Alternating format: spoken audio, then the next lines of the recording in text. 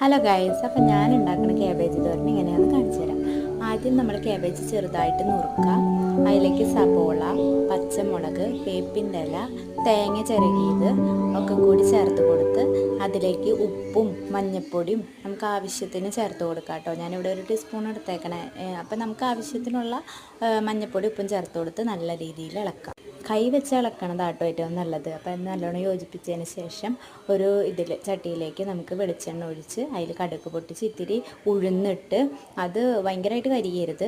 അതിലേക്ക് നമ്മൾ ആക്കി വെച്ച കൂട്ടി തിരുമ്മി വെച്ച് നമ്മുടെ ക്യാബേജ് ഇട്ട് കൊടുക്കുക. ഇപ്പം അതിൽ വേപ്പിലയും കൂടി പൊട്ടിക്കുക. പിന്നെ വറ്റൽമുളക് പൊട്ടിക്കുന്നതൊക്കെ നല്ലതാണ്. അതൊന്നും ഇല്ലാത്ത കാരണമായിട്ടാണ് ഞാൻ പൊട്ടിക്കാത്തത്. പിന്നെ ഈ ക്യാബേജിൻ്റെ കൂടെ ക്യാരറ്റ് അരിഞ്ഞിട്ടാൽ ടേസ്റ്റ് ആയിരിക്കും കേട്ടോ. നമ്മുടെ ക്യാബേജ് തോരൻ ഇവിടെ റെഡി ആയിട്ടുണ്ട്. അപ്പോൾ എല്ലാവരും ഒന്ന് ട്രൈ ചെയ്ത് നോക്കണേ. വീഡിയോ ആദ്യമായിട്ട് കാണുന്നവരാണെങ്കിൽ സബ്സ്ക്രൈബ് ചെയ്യാൻ മറക്കല്ലേ.